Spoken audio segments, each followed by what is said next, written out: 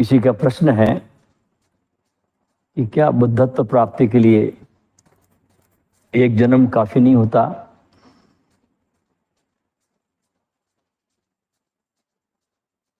एक क्षण भी काफी होता है। एक जन्म पे क्यों टालते हो भाई? तुम इसी क्षण, इसी मोमेंट पे बुद्ध ही हो, उसमें रंच मात्र भी भेद नहीं है। बस तकलीफ यही है कि तुम अपने प्रति जरा भी सम्मानपूर्ण नहीं हो और इस बुद्धत्व को तुम कहीं और खोज रहे हो, कहीं और तुम्हारी तलाश है, इसलिए भटकन है। स्वयं के साथ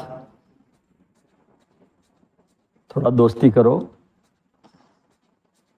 पहले पहले थोड़ा कठिन लगेगा, बैठो वहां अपने पास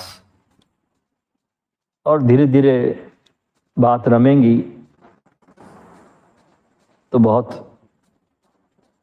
ये घटना बहुत आसान हो जाएगी। इसलिए इसी क्षण में, इसी मोमेंट में मुझे सुनते सुनते भी आप अपने बुद्धत्व को प्राप्त कर सकते हो, अभी और यहीं। इस जन्म की बात ही नहीं है। तुम्हारी त्वरा, तुम्हारी प्यास पर सब निर्भर करता है। अगर तुम मेरी बात अभी मान लो कि तुम अभी और यहीं बुद्धत्व को प्राप्त हो, बात हो जाती है। लेकिन तुम मानते नहीं। तुम सब मानते, इस बात को नहीं मानते। तुम बाकी सब बात को मानोगे, लेकिन तुम बुद्ध हो ये मानने में नहीं आती, और सारी तकलीफ यही है। इसलिए अपने को मानो और जानो, ठीक है?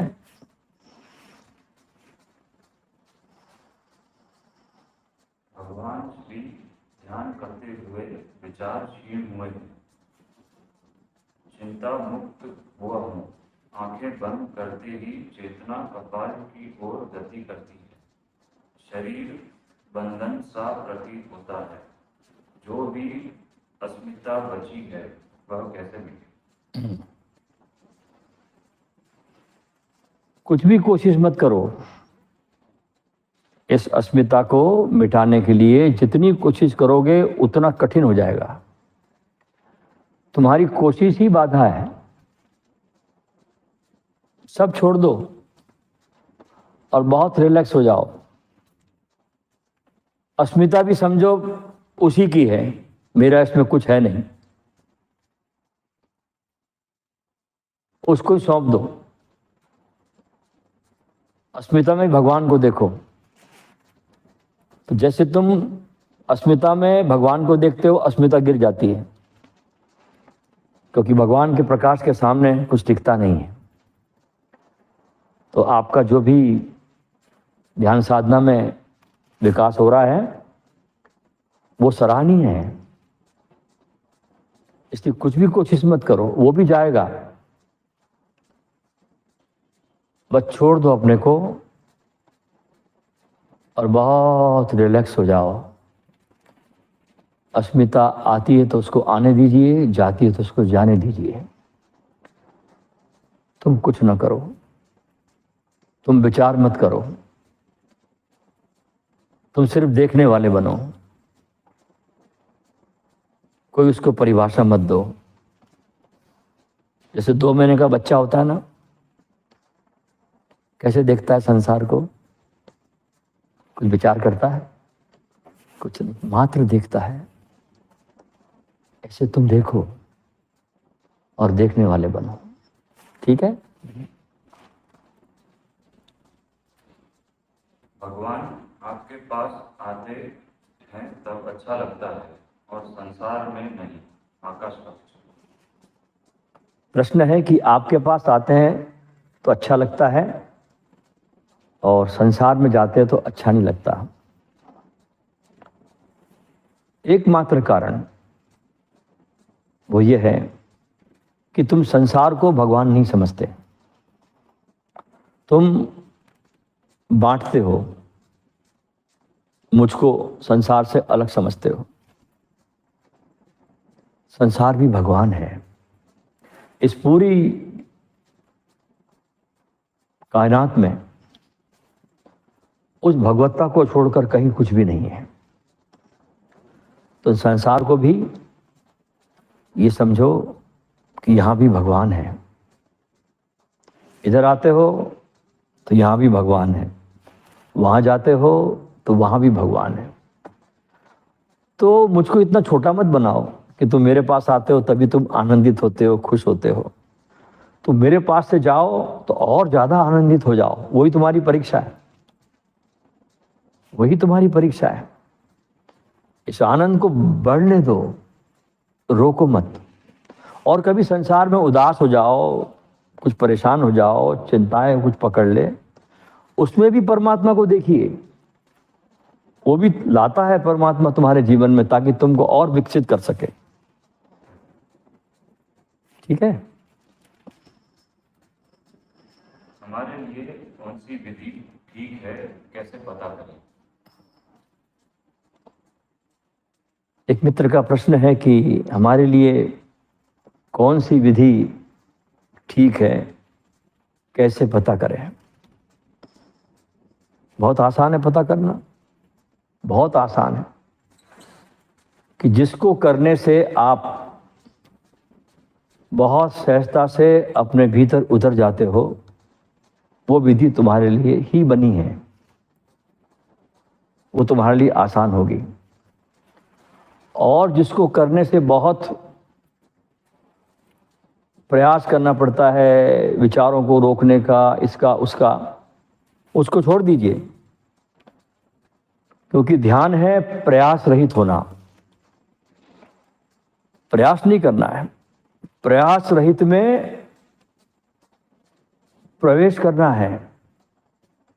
और तुमको अपने स्वयं में आने के लिए क्या प्रयास करने की जरूरत है? जब जरा गर्दन झुकाई देख ली तस्वीरें यार।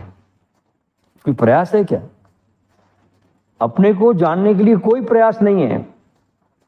सब कुछ प्रयास अपने से बाहर जाने में है, अपने अंदर जाने में तो कोई प्रयास ही नहीं है। वहां तो प्रयास रहित यात्रा है पूरी।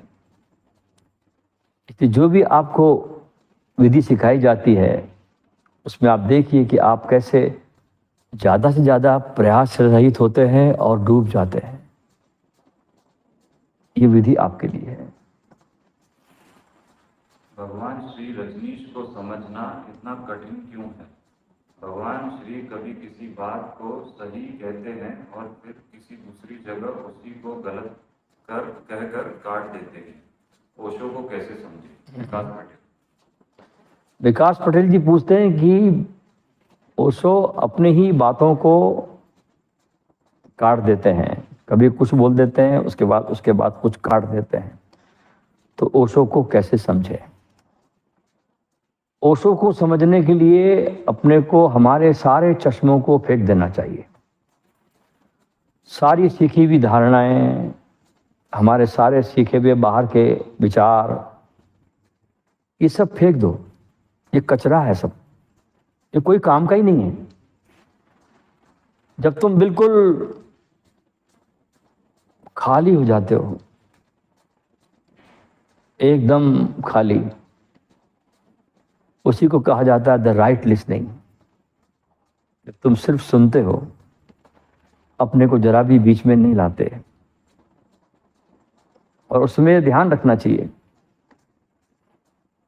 कि जो कह रहा है वो भी ओशो है, और यहाँ जो सुनता है वो भी ओशो है।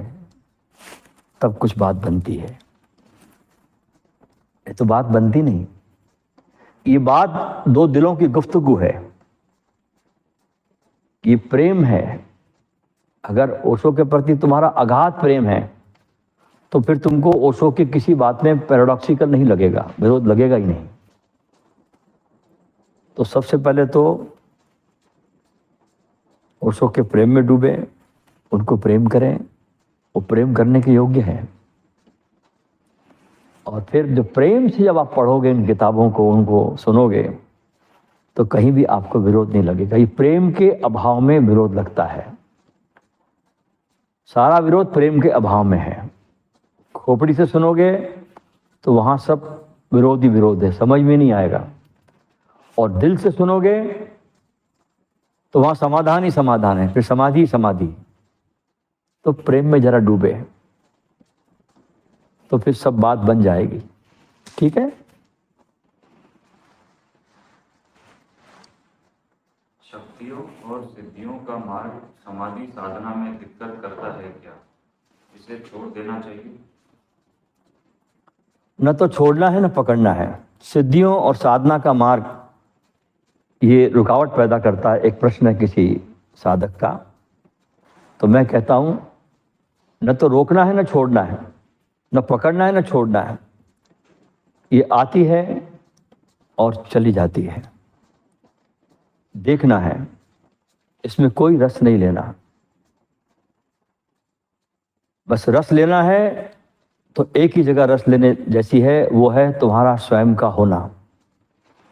इस स्वयं के होने में जितना आप रसपूर्ण होगे, जितना ज्यादा इसमें रस डूबोगे, अपने इस होने में, इस अपने अस्तित्व, अपने इस आत्म स्वरूप में, उतना सब सिद्धियां रिद्धियां सब आएगी।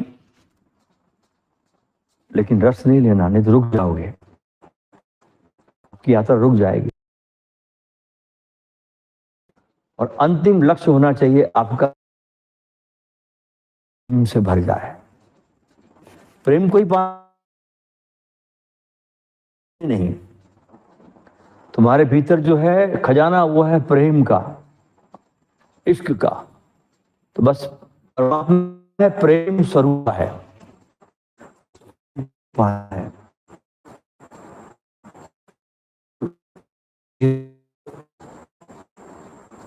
चाह करनी है, वे आती है, आने देना। आस नहीं लोगे, अपने आप चली जाएगी। ठीक है। जीवन इतना कठिन क्यों प्रतीत होता है? स्वयं को जानना बड़ा मुश्किल लगता है। ज्योतिका ब्रारी। ज्योतिका ब्रारी का प्रश्न है कि जीवन क्यों इतना कठिन लगता है और अपने को जानना क्यों कठिन लगता है। ज्योतिका, तुमको तो लगना ही नहीं चाहिए कठिन, क्योंकि तुम हमसे बहुत गहराई से जुड़ी हो। तुमको तो कभी लगना ही नहीं चाहिए। तुम सारी अपनी कठिनताएं सब मुझ पे छोड़ दो, पूरे सच्चे दिल से सब छोड़ दो, और देखो सब अभी तुम हो जाती हो। ये चूंकि तुमने पकड़ के रखा है उसको, इसलिए लगता है। और जीवन तो एक वरदान है, बहुत वरदान है जीवन। बस थोड़ा आते रहो सत्संग में, सत्संग को कभी मत छोड़ना। तो सत्संग में जब आती रहोगी ना, तो जीवन बहुत सुंदर हो जाएगा, बहुत मस्त हो जाएगा। सत्संग गजब की चीज है, इसको किसी भी आध्यात्मिक साधक ने छोड़ना नहीं चाहिए, आते ही रहना चाहिए सत्संग में। और तुम तो हमारे से बहुत गहराई से जुड़ी हो, तो तुम्हारी सारी चिंताएं फिक्र तो मैं ले लेता हूं, आप बिल्कुल चिंता नहीं करना। ठीक है। भगवान आपकी याद हमेशा कैसे बनी रही? मोहित बड़ा। मोहित ने पूछा है कि आपकी याद सदा कैसे बनी रहे। याद को बनाना नहीं पड़ता। अगर बहुत गहराई से तुमको प्रेम है तो वहां पर याद को करना नहीं पड़ता, फिर वो याद आती ही है। जैसे तुम्हारी श्वास चलती है ना, ऐसे याद आती रहती है। वहां फिर याद करने के लिए प्रयास नहीं करना पड़ता। तो थोड़ा मोहित अपने प्रेम को और थोड़ा गहराई में ले जाओ। वो जो संसार की तरफ तुम्हारा प्रेम भाग रहा है, इच्छाओं की तरफ, कामनाओं की तरफ, उसकी तरफ, थोड़ा वहां से हटाओ और थोड़ा इधर लगाओ, क्योंकि उधर कुछ मिलता नहीं है। दुनिया में सिकंदर को भी कभी कुछ मिला नहीं वहां पर। जो मिलता है तुमको तुम्हारे भीतर मिलता है, ध्यान रखना। बाहर कभी किसी को कुछ मिला नहीं है, सिर्फ मिलने का भ्रम बना रहता है, अब मिलेगा तब मिलेगा। जब भी मिला है किसी को अपने आत्म स्वरूप में मिला है, वरना सब दुख की एक लंबी कहानी हर इंसान की। और तुम तो बड़े सौभाग्यशाली हो कि तुम हमसे बहुत पहले से और बहुत गहराई से जुड़े हो। तो थोड़ा और लगाओ अपने दांव पर, अपने को दांव पे लगा दो और नुकसान में बिल्कुल नहीं पड़ोगे, ये मेरा वचन है, ठीक है। मेडिटेशन में सिर दर्द और पीठ दर्द होता है, इसलिए लंबे टाइम ध्यान नहीं कर पा रहा हूं। प्रांशु, मेडिटेशन में बहुत पीठ दर्द और शरीर में दर्द होता है, इसलिए बहुत समय तक ध्यान नहीं कर पा रहा हूं। कुछ आसन गलत चुन लिया होगा बैठने का, और कुछ भी नहीं है। ध्यान तो सब रोगों की दवा है। ध्यान करते समय भी अगर मान लो दर्द होता है तो फिर तुम क्या कहाँ जाओगे दर्द को ठीक करने के लिए, ठीक है। तो कुछ बहुत सुखासन में बैठे, नहीं बैठना होता तो लेट जाइए। असली सवाल है तुम्हारा रिलैक्स हो जाना, तुम्हारा विश्राम पूर्ण हो जाना, और उस विश्राम पूर्ण अवस्था में तुम अपने आत्म स्वरूप में प्रतिष्ठित हो जाते हो। बाहर जरा सा भी कुछ तनाव रहा, दर्द रहा, तो तुम भीतर प्रवेश नहीं कर सकते। तो अपने शरीर के प्रति भी बहुत संवेदनशील बनिए। अगर आप ध्यान करते हैं, कुछ ऐसे प्रयोग करते हैं, कोई विधियां करते हैं जिसमें शरीर का बहुत उपयोग होता है, ऐसे विधियों को छोड़ दें। लोग तो कहते हैं 108 विधियां हैं ध्यान की। मैं कहता हूं जितने व्यक्ति उतनी विधियां हैं। मेरा कहना तो यह है, 108 में क्या विधियां होगी? दुनिया में जितने लोग हैं उतनी विधियां हैं। तो ज्यादा अच्छा है कि आप अपनी विधि को खोज लें, और जिस विधि में आपको बहुत रिलैक्स होकर के, बहुत तनाव रहित होकर के आपको लगता हो, उसमें बैठिए।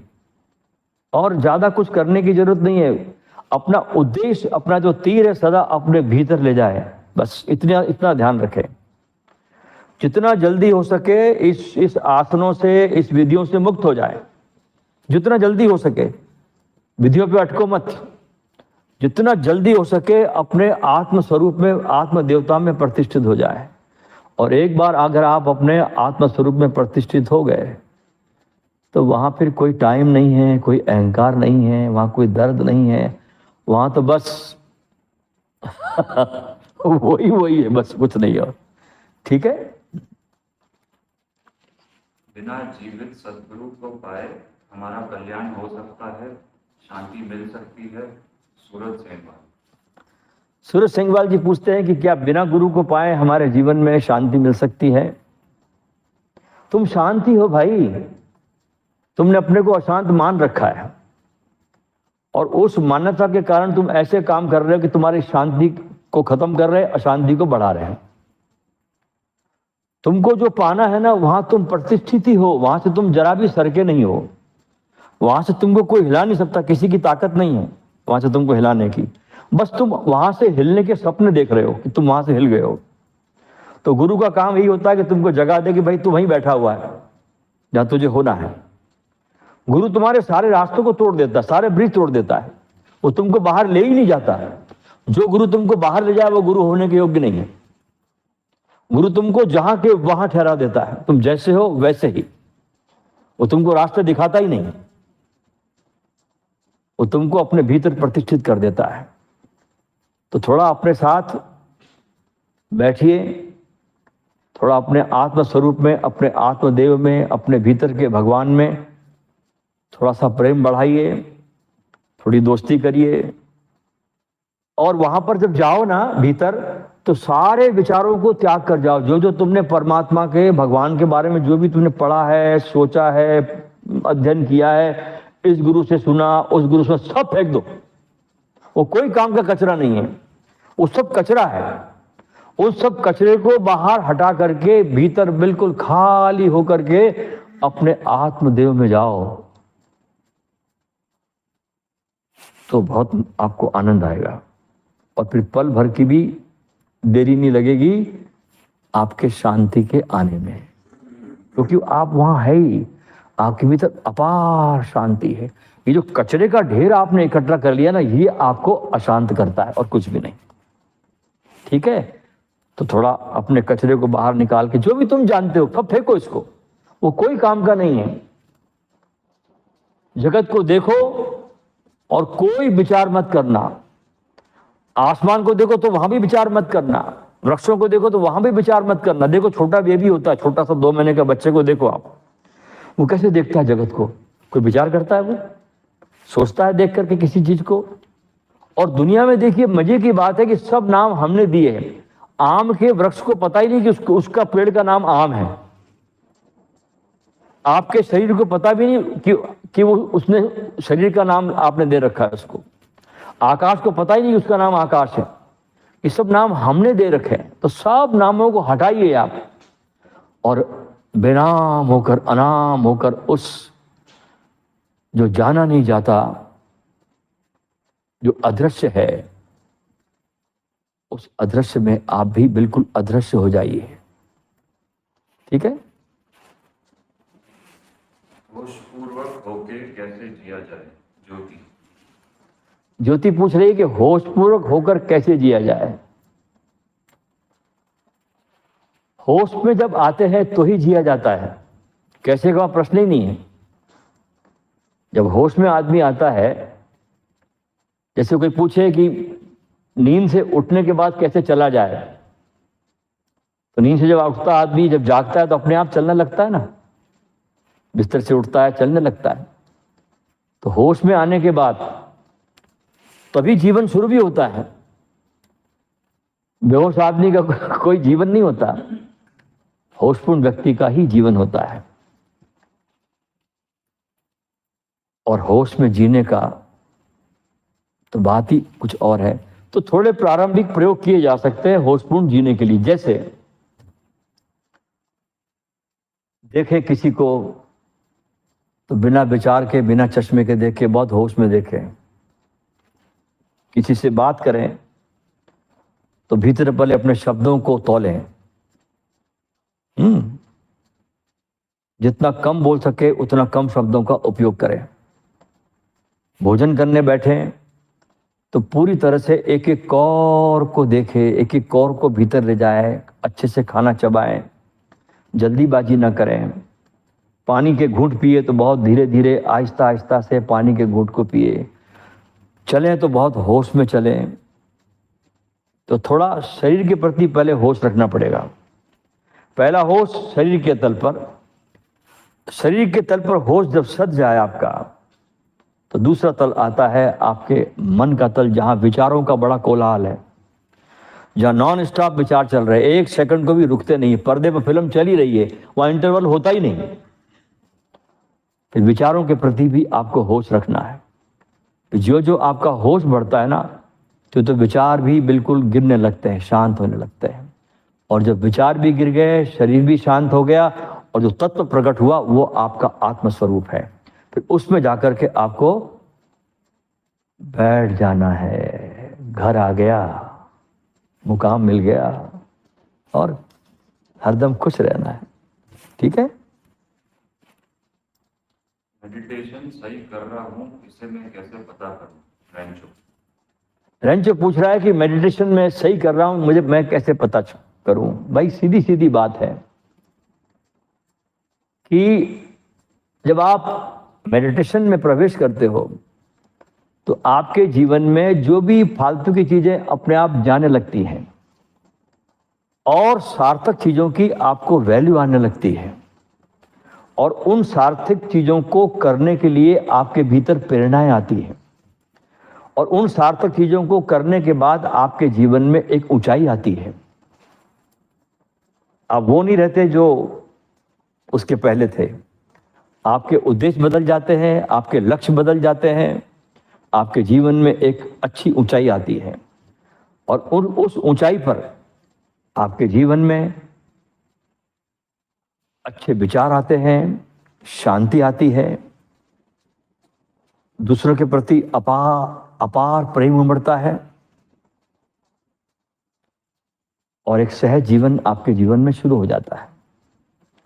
तो अपने जीवन को खुद देखें कि इस मैं ध्यान में, इस साधना में चलने के बाद मेरे जीवन में क्या कुछ परिवर्तन आ रहा है।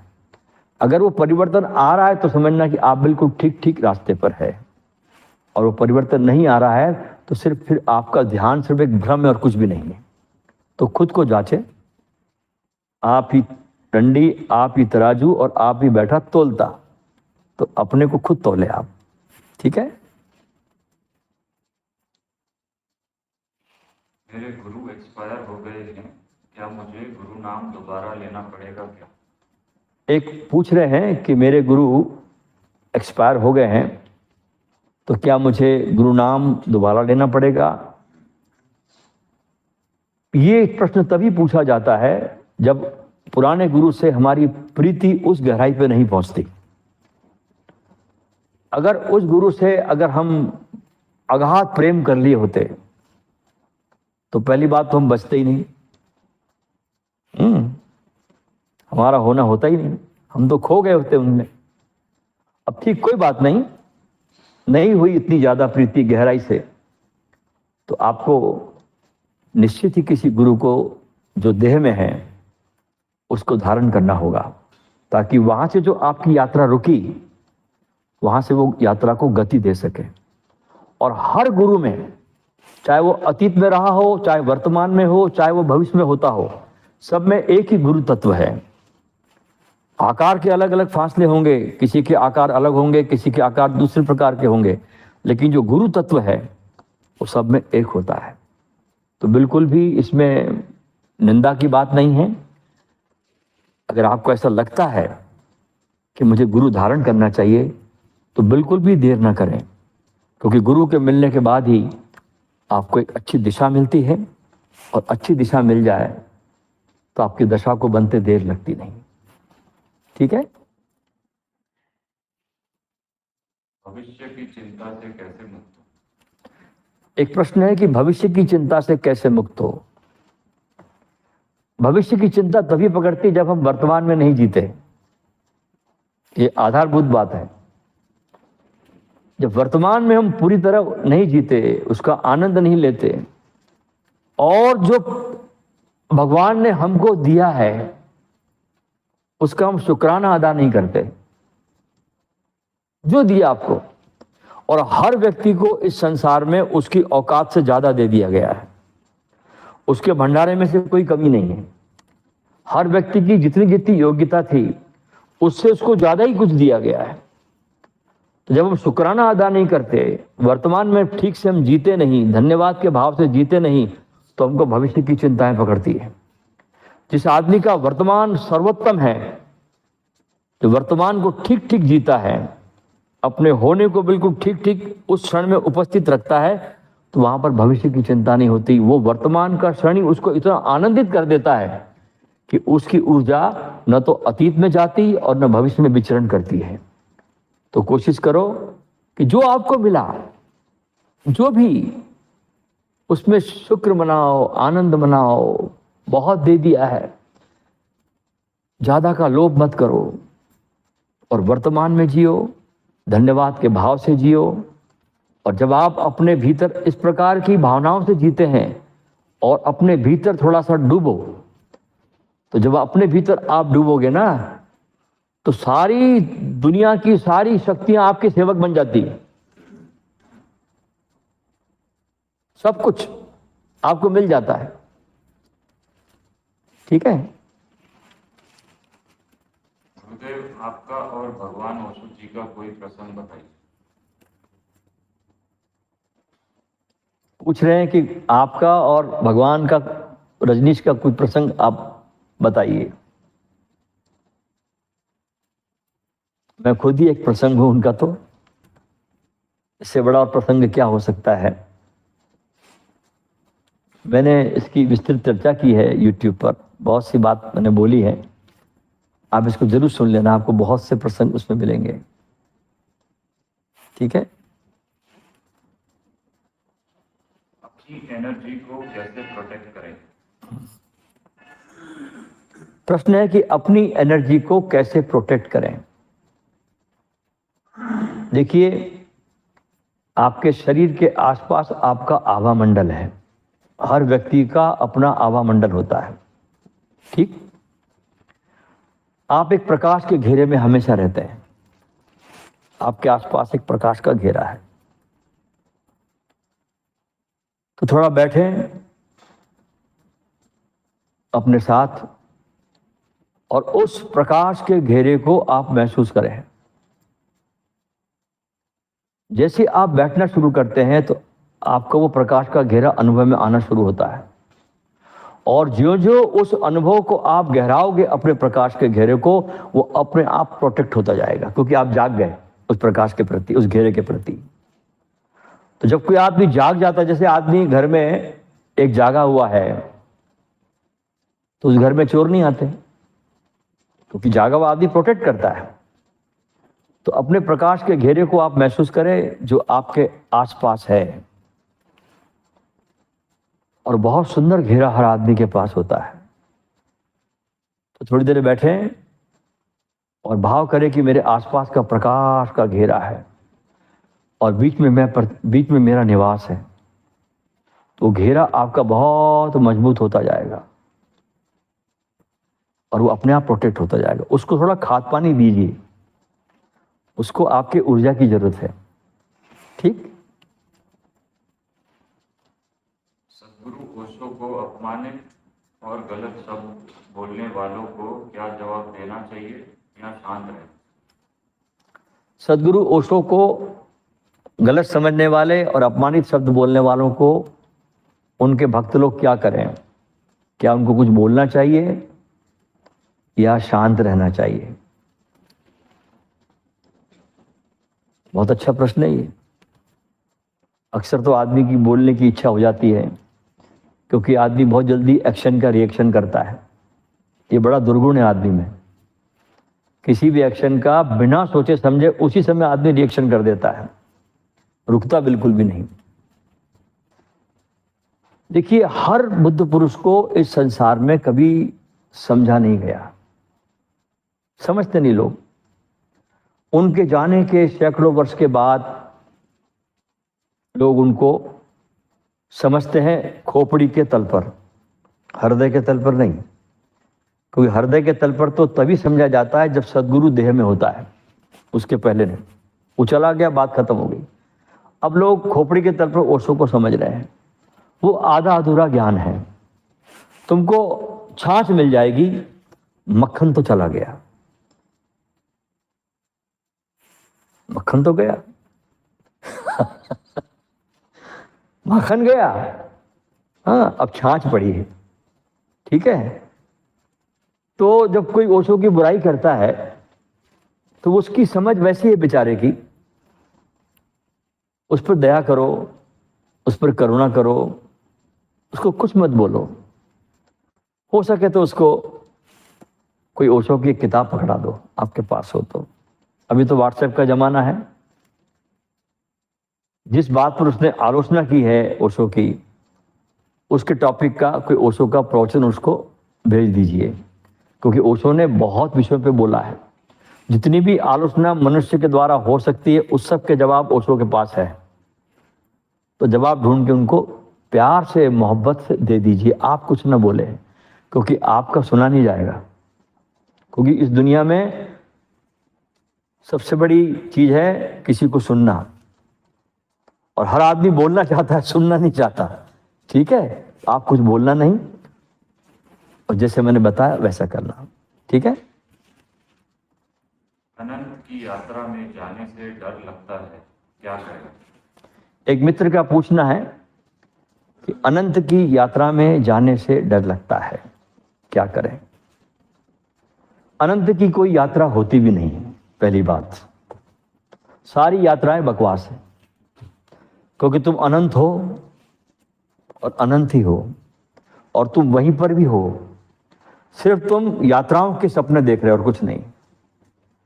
तुम ख्वाब देखना बंद करो, सपने देखना बंद करो। तुम अपने को मानते ही नहीं हो कि तुम अनंत हो, बस यही तुम्हारी तकलीफ है। तुम्हारी तकलीफ क्या है कि तुम अपने को अनंत मानने को तैयार ही नहीं हो। तुम दुनिया की सब बातों को मानते हो, हैरानी की बात है। तुम दुनिया की सारी बातों को तुम मान लेते हो, लेकिन अपनी अनंतता को तुम हमेशा इनकार करते हो। तो अपनी अनंतता को स्वीकार करें। मेरी बातों को बहुत ध्यान से अपने हृदय में उतर जाने दे। मैं बोल रहा हूं आपको, मैं आपको सारी भटकन से बचाना चाहता हूं। लोग तो भटकाते हैं, ये कर लेना, वो ग्रुप कर लेना, वो थेरापी कर लेना। मैं आपको सारे रास्तों को आपको तोड़ देता हूं, मैं सारे ब्रिज को तोड़ रहा हूं मैं आपके। आप तो सीधा सीधा अपने को अनंत समझे, अपने को भगवान से जरा भी कम समझना सबसे बड़ा पाप है, ध्यान रखना। अपने स्वयं को भगवान से कम समझना ये दुनिया का सबसे बड़ा पाप है। तो ध्यान रखे कि अपने को थोड़ा सा सम्मान दें, अपने को थोड़ा सा अब प्रेम करें।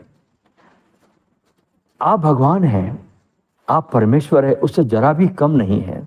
इसको जितना जल्दी आप अपने भीतर इस विचारों को, इस भाव को प्रवेश करने देंगे, उतना ही बाहर की यात्रा से आप बचेंगे। ठीक है। दुनिया से मन ऊब गया, मन करता है सब छोड़ दूं, संन्यास ले लूं, पर जिम्मेदारियों पे फंसा हूं, क्या करें गुरु जी। प्रश्न है कि दुनिया से, किसका प्रश्न है? सूरज सेंगवाल का प्रश्न है कि दुनिया से ऊब गया हूं, लेकिन पारिवारिक जिम्मेदारियां हैं, क्या करूं? यही प्रश्न है ना। देखिए, दुनिया में सभी उबे हुए हैं, आप अकेले आप उबे हुए नहीं हैं। इस दुनिया में कोई और आदमी को देखिए, हाँ, जहां जहां जो आदमी है सब उबा हुआ है। क्यों उबा हुआ है? क्योंकि उसको अपने आत्म तत्व का बिल्कुल पता नहीं है। पहली बात तो जिस आदमी को, जिस व्यक्ति को अपने आत्मा का पता चल जाता है, उसमें डूब जाता है, उसकी सब ऊब समाप्त हो जाती है। अन्यथा ऊब अलग अलग प्रकार के रूप लेती है। ठीक है। अब रहा सवाल पारिवारिक जिम्मेदारियों का। ठीक, तो उस जिम्मेदारी को आप ऐसे निभाएं कि वो आपकी जिम्मेदारी नहीं है, परमात्मा की जिम्मेदारी है। पहली बात तो आप बिल्कुल भारीन हो जाओगे, मुक्त हो जाओगे। अगर आपको ये लगे कि जिम्मेदारी मेरी है, तो आप बहुत कष्ट में अपने जीवन को चलाओगे। बहुत कष्टपूर्ण आपकी यात्रा हो जाएगी। इतना बोझ कैसे ढोओगे भाई? तो उस सारी जिम्मेदारी को प्रभु को अर्पण कर दीजिए कि तेरी जिम्मेदारी है, तू संभाल इसको। तो एकदम अभी अभी इसी समय आप भार मुक्त हो जाओ। और संसार को छोड़ देने की जरूरत नहीं है। संसार में ऐसे जीने की जरूरत है कि सर्वधर्मान प्रत्यजब मामेकम शरणम व्रज। और शरणम किसकी जाना है? कृष्ण की नहीं। ये भी बहुत बेकार की बात है कि इसके शरण में जाओ, शरण नहीं, अपने स्वयं की शरण में आ जाओ। कृष्ण तुम्हारे भीतर है, राम तुम्हारे भीतर है। अपने में रमना है ना, राम को प्राप्त करना है। तो अपने शरण में चले जाओ और सारी जिम्मेदारी बस छोड़ दो इस भगवान पर कि तू जान तेरा काम जान। मैंने तो माया फैलाई नहीं, ये फैल चुकी है, ये फैली है। तो इस माया को भी भगवान समझो आप, तो और मुक्त हो जाओ इससे। ठीक है। ध्यान में होते ही नाभि केंद्र ऊपर उठने लगती है, मार्गदर्शन कीजिए। चिरलिंग शेरपा। चिरलिंग शेरपा पूछते हैं कि नाभि केंद्र पर ध्यान आते ही क्या है? नाभि केंद्र पे ध्यान आते ही नाभि केंद्र ऊपर उठने लगता है। हाँ, नाभि केंद्र ऊपर उठने लगता है। तो उठने दो, क्या परेशानी है? कोई परेशानी तो कुछ भी नहीं है। जिंदगी में ध्यान साधना में कभी परेशानी मत बनाना। हम बाहर भी परेशानी बनाते हैं और यहां भी आए तो खोपड़ा वही रहता है परेशानियों वाला। यहां भी परेशानी खड़े करता है कि भाई नाभि के अंदर ऊपर उठ रहा है। उठने दो, क्या दिक्कत है इसमें? अच्छी बात है। नाभि के अंदर में कम से कम कुछ तो गति हुई, जो सोया पड़ा था कुछ तो जागा नाभि के अंदर आपका। तो खूब मौज मनाओ, खुशी मनाओ कि नाभि के अंदर जाग रहा है। और उसमें जरा भी अपने को मत लाओ, अपने को बिल्कुल कहीं लाना ही नहीं। तुम्हारा लाना ही बाधा है। अपने को बिल्कुल लाओ मत। देखो अस्तित्व बिना किसी कर्ता भाव के कितना सुंदरतम चल रहा, देखिए आप, वहां कोई कर्ता का भाव नहीं है। सूरज को ये भाव नहीं कि मैं रोज निकलता हूं, नदी को ये भाव नहीं कि मैं बह रही हूं, सागर की लहरों को जरा भी भाव ही नहीं है कि वो उसकी लहरें उठ रही है, वो बादल को पैदा कर रहा है। ठीक है, तो इस होने में अपने होने को भी सम्मिलित कर लें, और जो होता है उसमें बस डूब जाएं, रम जाएं, ध्यान साधना में खोपड़ी को बिल्कुल बाहर रखें। ठीक है शेरपा जी? स्वामी जी, सेवा क्या है? कौन सा सेवा कार्य सबसे अच्छा है? विकास पटेल। विकास पटेल पूछते हैं कि सेवा क्या है और कौन सा सेवा कार्य सबसे अच्छा है। देखिए, सबसे अच्छा सेवा कार्य तो है अपने स्वयं को जानना, पहली बात। और इसके लिए जो भी साधन आपको प्राप्त होते हैं, कोई आश्रम हो, कोई सदगुरु हो, कोई भी हो, वहां पर जरूर सत्संग करें आप। लेकिन मूल उद्देश्य आपका है अपने स्वयं में बस डूब जाना, अपने भगवान में जो आपके भीतर ही है, बाहर नहीं है। बाहर बिल्कुल मत ढूंढना भगवान को, ढूंढना सदा भगवान को अपने भीतर। हाँ, सदगुरु इसमें आपकी मदद कर सकता है, आपके भीतर तक आपको पहुंचाने के लिए, आपको रास्ता दिखाने के लिए। तो सबसे बड़ा काम है सेवा का, वो है अपने स्वयं को जानना। ठीक है, और इसके लिए कुछ दिनों तक थोड़ा सदगुरु की सेवा, सत्संग में आते रहना, तो भाव बनता है, रंग चढ़ता है, और धीरे धीरे मामला बहुत आसान होने लगता है। ठीक। काम वासना से कैसे छुटकारा हो? अशोक कुमार। अशोक कुमार पूछते हैं कि काम वासना से कैसे छुटकारा हो। ये किसने सिखा दिया तुमको काम वासना से छुटकारा? ये बड़ी भारी गलती की बात है जो इंसान को सिखाई गई। काम वासना को कैसे चैनलाइज करे ये तो बात समझ में आती है, लेकिन काम वासना से छुटकारा कैसे हो? अब तुम ये पूछो कि मैं अपनी श्वासों से छुटकारा कैसे पाऊं, मर जाओगे ना। ऐसे ही हमारा रोम रोम इसी काम से बना है, इसी वासना से बना है। दो शरीर मिले और हमको जन्म मिला। ठीक, रोम रोम हमारा उससे निर्मित है।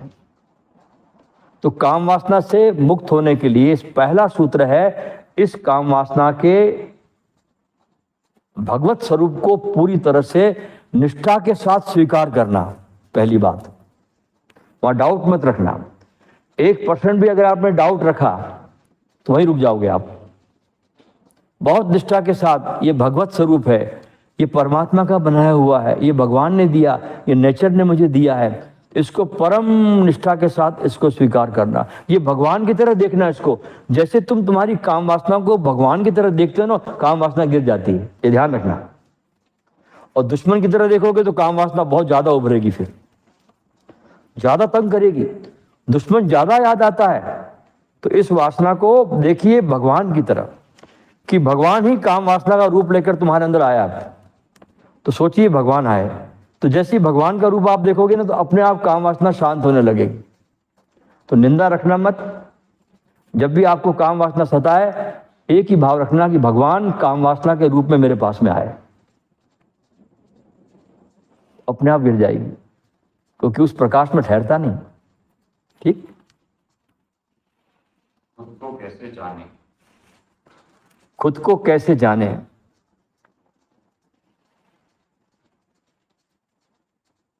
खुद को कैसे जाने, ये प्रश्न बड़ा बेबूझ प्रश्न है भाई। खुद तुम हो ही ना, इसको जानने की क्या जरूरत तुमको है, बताइए। किसने तुम्हारे माइंड में भूसा डाल दिया कि जानो अपने को? तुम तो हो ही, जानने की क्या जरूरत है? अभी तुम यहां पर हो, बैठे हो, ठीक है, तुम हो ना, तुम श्वास ले रहे हो, तुम इस क्षण में उपस्थित हो। भाई क्षण को जानिए आप, और क्या जानने को बाकी बचा है? और क्या जानोगे अपने आप को? आप इस क्षण में हो, मुझे आप सुन रहे हो, मैं आपके प्रश्न को सुन रहा हूं, आप श्वास ले रहे हो। बस इस क्षण में डूबिए। इसी का नाम है अपने स्वयं को जानना। बहुत सहजता में। ये बहुत बड़े बड़े कॉम्प्लिकेटेड प्रश्न तुमको लोगों ने पकड़ा दिए हैं, इनसे मुक्त हो जाओ जितने जल्दी हो सके उतना अच्छा। कुछ जानना नहीं है, कुछ पहचानना नहीं है, जो जाना जाता है वो तुम वहां हो ही, उससे तुम रंच मात्र भी दूर नहीं हो। ये सब भटकन को छोड़िए, ये सब बातों को त्याग दीजिए। जिस दिन तुम इसको छोड़ देते हो ना, तुम अपने आप पे गिर जाते हो, तुम अपने पास आ जाते हो। ये सब तुमको बाहर भटकाने की सब चीजें हैं। मैं कौन हूं, क्या हूं, कहां से आया हूं, मैं कैसे अपने को पाऊं, ये सब कचरा है, छोड़िए। होने का नाम ध्यान है। ध्यान कोई कसरत नहीं है, ध्यान कोई विधि नहीं है। सब विचारों को जो कचरा हमने इकट्ठा कर रखा है, इसको एक क्षण में छोड़ देने का नाम मैं कहता हूं ध्यान है। एक क्षण में कचरा अपने आप छूट जाता है, जो बचता है वो हो तुम, वो है तुम्हारा जानना, वो है तुम्हारा अस्तित्व, वो है तुम्हारा स्वरूप।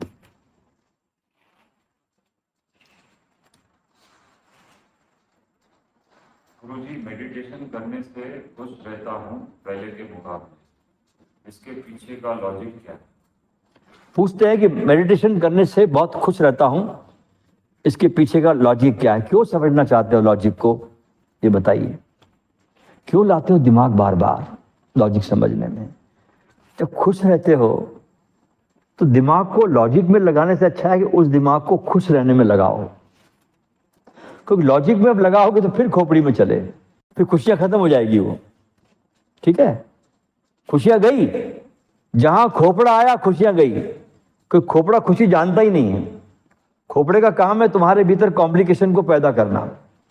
तो ध्यान करते हो, खुश होते हो, तो सारी ऊर्जा को खुशी में डालिए और उस खुशी को बढ़ाइए, बढ़ने दीजिए। उसको अपने आप बढ़ती है, आपको बढ़ाने की जरूरत नहीं है।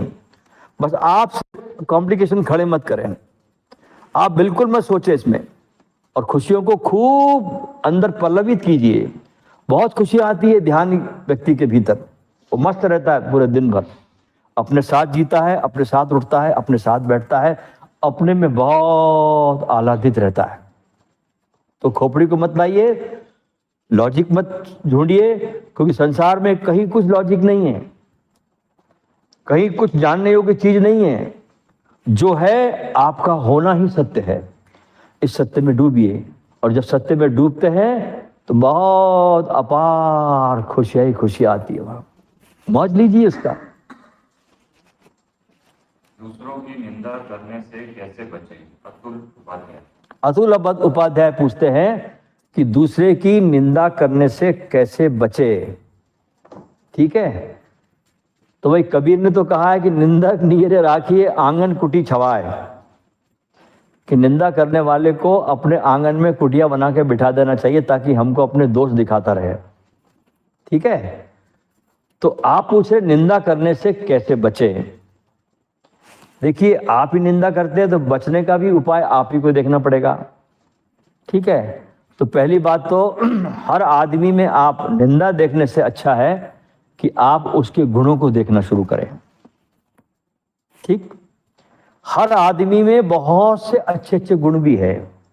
देखिए, आदमी गलती का पुतला भी है, लेकिन आदमी के अंदर कितना भी नीचे से नीचे तल पे जीने वाला आदमी भी हो ना, उसके अंदर भी कुछ न कुछ आदमियत तो रहती है। तो जब भी आप किसी व्यक्ति को देखें, उससे जुड़े, तो उसके अवगुणों को न देखें, आप उसमें जो गुण हैं उसको देखना शुरू करें। तो जब आप किसी व्यक्ति के गुणों को देखते हैं तो आपके भीतर के जो सुप्त पड़े हुए गुण हैं वे भी जागृत होने लगते हैं। ठीक है, तो ऊर्जा जो आपकी जब अपने गुणों को जागने में लग जाती है, अपने को विकसित करने में लग जाती है, तो वो जो ऊर्जा निंदा में जा रही थी वो अब आपके विकसित होने में चली जाती है। तो जब निंदा करने में आप रस ले रहे हैं, इसका मतलब है कि इसका अर्थ ये हुआ कि आपको अपने गुणों पर जरा भी ध्यान नहीं है। तो अपने गुणों को देखिए, दूसरों को छोड़ दीजिए, समय बहुत कम है, उसको व्यर्थ न खोइए दूसरों की निंदा करने में। अपने ही गुणों को आपके भीतर जो है उसको बहुत विकसित करिए, ध्यान में बैठिए, प्रेम में डूबिए, थोड़ी अपने से दोस्ती करिए। और जब अपने से दोस्ती करोगे ना तो सब में वही दिखाई पड़ेगा जो तुम्हारे भीतर है, क्योंकि तुम्हारे भीतर जो है ना वो सब में है। ऐसा कोई संसार में प्राणी भी नहीं है जिसके अंदर तुम नहीं हो। जो तुम हो वो बाहर है। पत्थर में भी वही है। अगर तुम्हारे पास प्रेम की आंख है तो तुमको पत्थर में भी वही दिखाई पड़ेगा। अगर प्रेम की आंख नहीं है तो तुमको इंसान में भी पत्थर नजर आता है। तो उचित है कि अपने भीतर वो प्रेम की आंख को पैदा करो, ताकि वो प्रेम की आंख किसी के भी दुर्गुण को ना देख सके। ठीक है?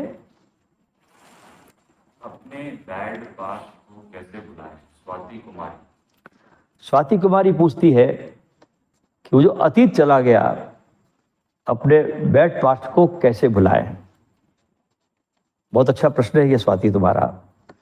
इसका एक ही तरीका है, और कोई इलाज इसका है भी नहीं। बहुत आपने ठीक ठीक व्यक्ति से ठीक ठीक प्रश्न पूछ लिया, कहीं और पूछती तो आपको शायद लोग भटका देते। ठीक है, तो मैं ये कहूंगा कि अपने पास्ट को भुलाने का सर्वोत्तम तरीका है कि अपने को बिल्कुल व्यस्त कर दो। कोई भी काम में, जो भी काम आप करते हो उसमें अपने को पूरी तरह झोंक दो, ताकि आपकी ऊर्जा उस पास्ट की तरफ बहने के लायक ही न बचे। अपने जीवन को इतने ऊंचाई की तरफ झोंक दो कि आपका पास्ट अपने आप विदा हो जाए, आपको टाइम ही नहीं मिले उस पर सोचने का। ये तो खाली बैठे लोगों के कारण होता है। जिनके पास कोई काम नहीं होते ना, वो फिर अपने अतीत को सोचते रहते हैं या भविष्य के सपने देखने लगते हैं। तो जीवन में सदा व्यस्त रहो और मस्त रहो, अस्त व्यस्त मत रहो। ये सूत्र है। अपने आप को बहुत व्यस्त रखो। देखो ये पूरा अस्तित्व देखिए आप, आकाश से लेके धरती तक कितना व्यस्त है ये। एक क्षण को छुट्टी पे नहीं जाता, कितना व्यस्त है, इसलिए मस्त है ये। तो मैं आपसे कहूंगा स्वाति कि तुम अपने को बहुत व्यस्त कर दो। अगर तुम्हारे पास कोई काम नहीं है तो हमारे से जुड़िए आप। हमारे पास बहुत काम है, हम आपको इतना व्यस्त कर देंगे आपको टाइम ही नहीं मिलेगा देखने का पीछे की तरफ। हमसे जुड़िए आप, हमारे पास बहुत काम है, हम आपको मस्त कर देंगे व्यस्त करके। ठीक है, आपको अपना पास्ट याद ही नहीं आएगा और आपके जीवन एक मुस्कुराहट से भर जाएगी। ठीक है।